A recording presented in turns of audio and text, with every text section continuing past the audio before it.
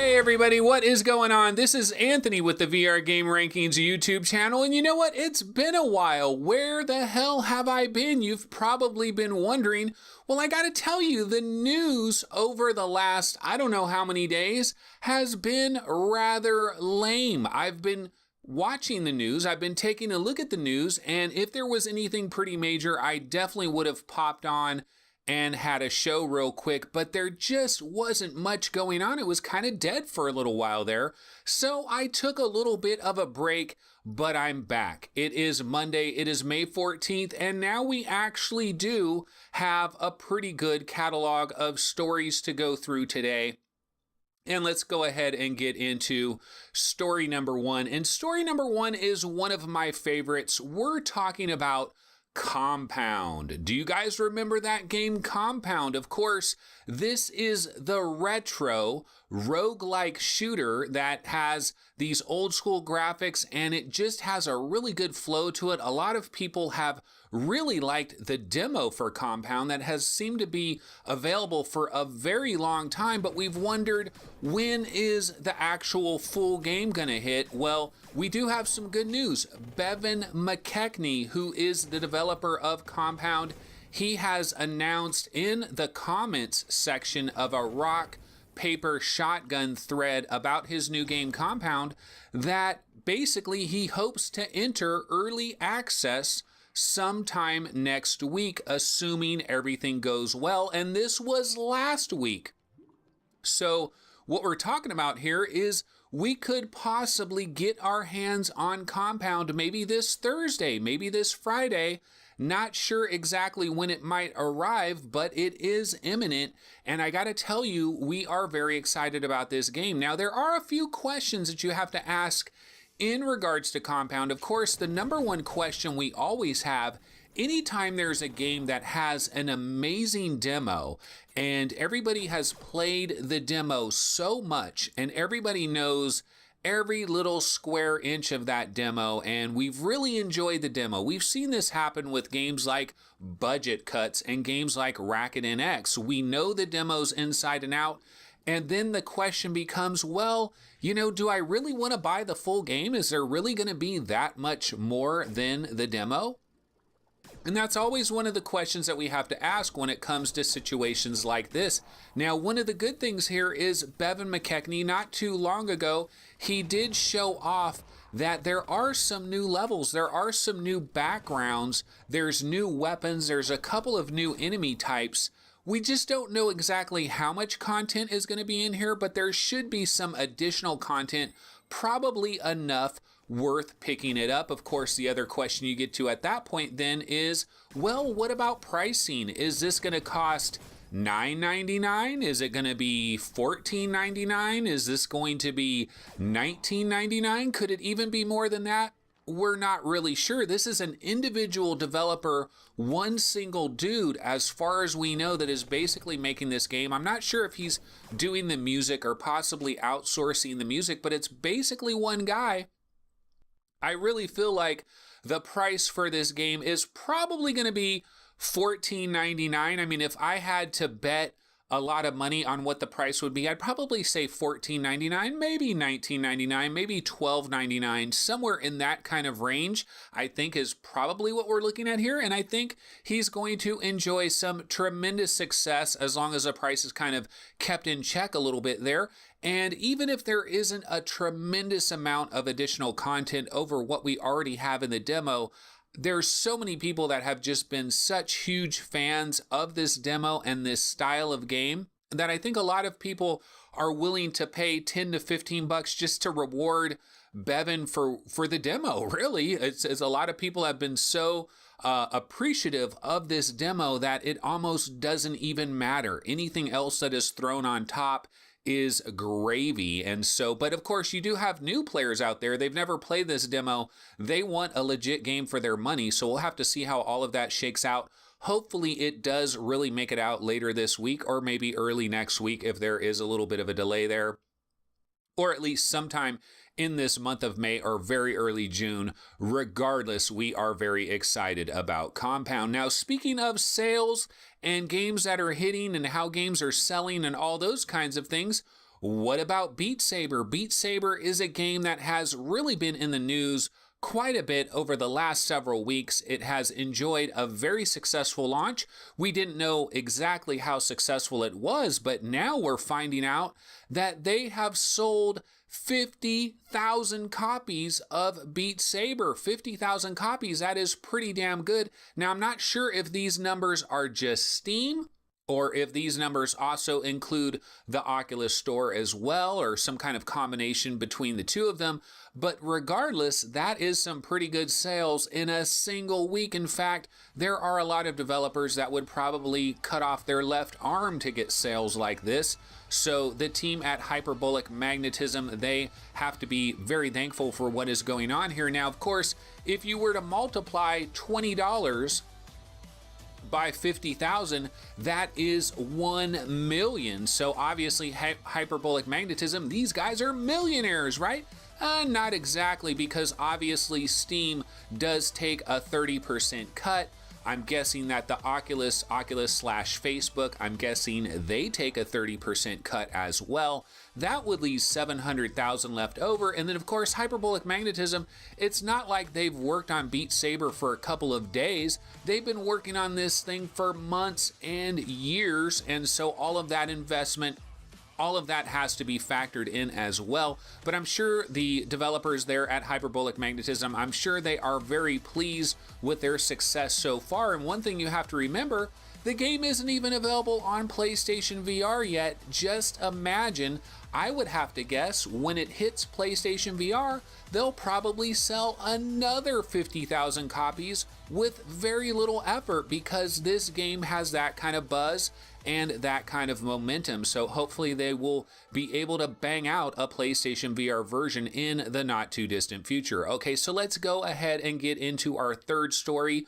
Our third story comes to us from PC Gamer.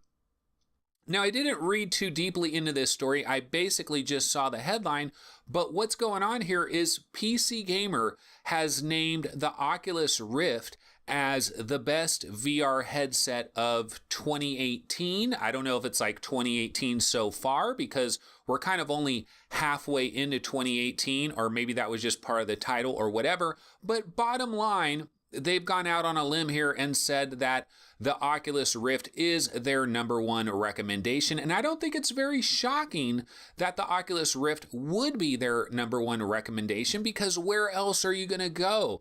Right now, I think the Oculus Rift does have the best overall package of everything. Now, you could talk about the Windows mixed reality headsets, and you can say, well, hey, wait a minute here. You can get yourself a Lenovo Explorer, you know, for $220, somewhere in that kind of range. You can get yourself one of these Hewlett-Packard mixed reality headsets, or an Acer, you know, somewhere around $230, $240. That's an even better deal than the Oculus Rift, right? So how can they call the Oculus Rift the best VR headset out there, the best overall bang for the money and all of that kind of thing? Well, I think a big part of it is the controllers, and then also the Windows mixed reality platform has had some issues. Some people are complaining about, you know, getting it up and running and it doesn't work very smoothly. There's some issues there. Some people complain about the actual headsets themselves. Some of them are a little bit flimsy or not incredibly comfortable, you know, so there are some of these issues here. And I think Oculus Rift, when you think about the entire situation, they've put together a great overall package. And the HTC Vive, you just got to pay quite a bit more. And then really with the HTC Vive, I think one of the reasons it becomes very difficult to recommend the HTC Vive to a lot of people out there is just the warranty and the service and the company that stands behind the HTC Vive. They just don't do a very good job of taking care of their existing customers. So if you buy a Vive, if you end up having a problem a couple of months later, you really could be hosed. So it really makes it difficult to try to recommend an HTC Vive, even though that price gap has shrunk quite a bit. So no real shock here in regards to the Oculus Rift being their recommendation at PC Gamer. Okay, the next story I wanted to get into is I've always been kind of a sports fan and a video gamer as well. And when I got into VR originally, I started thinking about all the sports that I love: baseball, hockey, tennis, bowling, basketball, football. There's so many good sports out there. There's a lot of cool things that you could do. And I imagined how all of these would work in virtual reality. And the sad thing about it is, we still have not gotten a lot of these sports. We really don't have a legitimate baseball game after all this time. Can you believe that? No baseball game, really. But guess what? We are getting a legitimate hockey game, or maybe a somewhat legitimate hockey game, and it is coming in the very near future. Now, what I'm talking about here is Hockey Player VR. Now, I must say, Hockey Player VR is a pretty generic name. And if you watch the trailer that has come out for this game, it looks relatively generic. This doesn't look like the most exciting hockey game that we've ever seen in our lives, but hey, it's a legitimate freaking hockey game. Let's give these guys some credit. The developer is Brovision. Now there's a great name for you, Brovision. And this game supposedly is coming later this month to the Oculus Rift. Now this is an online multiplayer game. It's either a 2-player or a 4-player game, and apparently the goalies are artificial intelligence. The goalies are automatically controlled, so you don't worry about the goalies.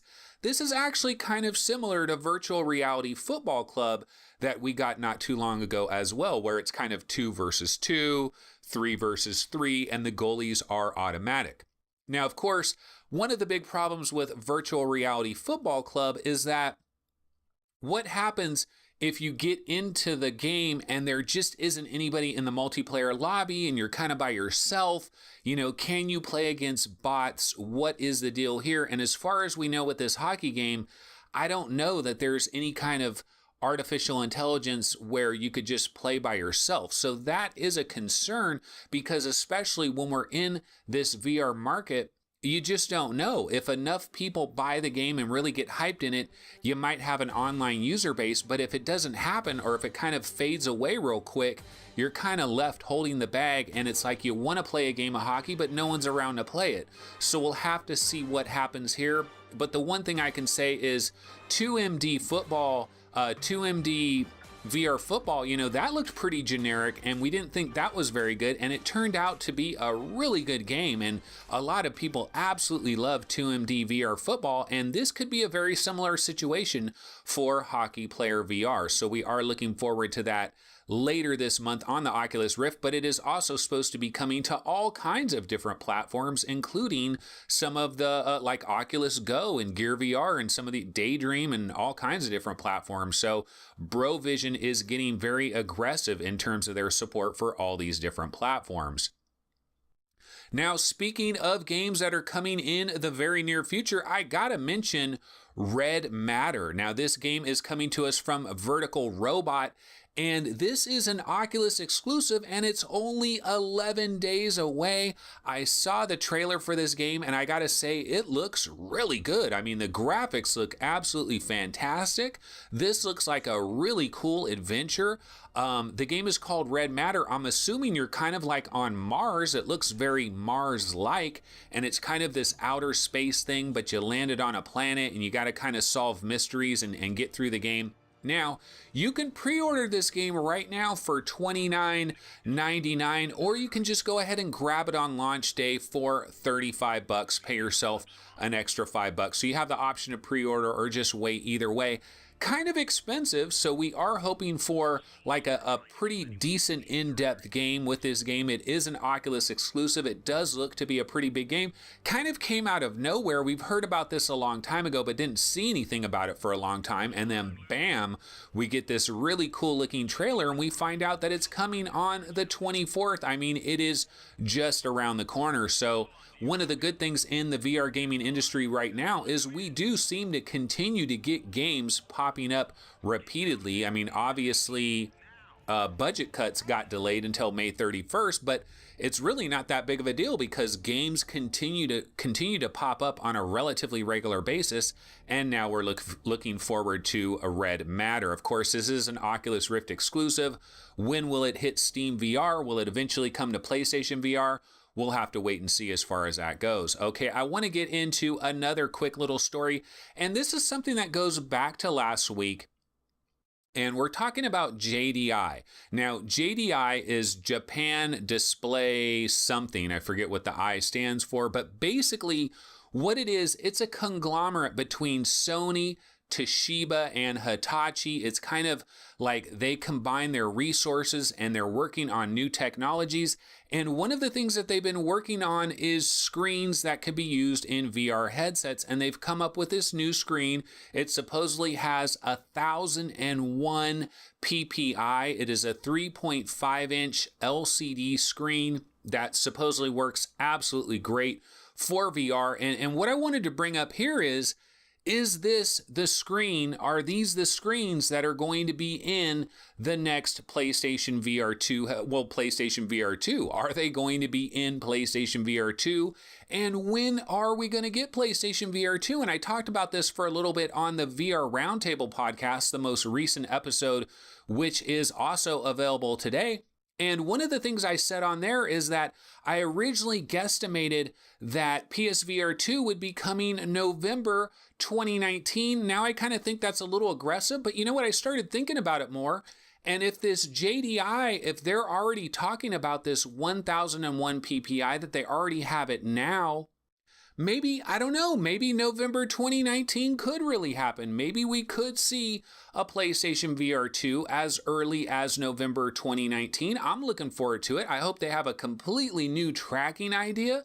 I hope they have, I mean, obviously they have to have completely new controllers.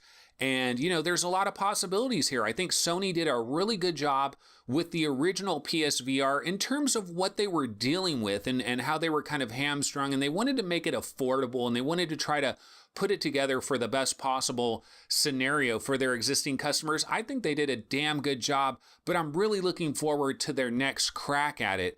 And my hope is with this new JDI display, the 1001 PPI version, it operates at 120 hertz, which makes it compatible, backwards compatible, with a handful of PSVR games that run at 120 hertz like Corix. So that makes good news as well, because they have this other screen that has a 803 PPI that operates at 90 hertz, and they kind of could be making that more for the PC VR market. And I'm hoping this 1001 120 hertz is actually really very specifically for PlayStation VR 2. So we'll have to wait and see how that works out.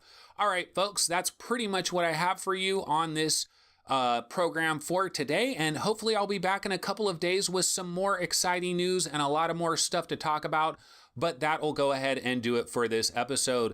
Thanks so much for watching. Make sure you subscribe, like the video, leave a comment, all that good stuff. And I will see you guys next time. Take it easy. Later.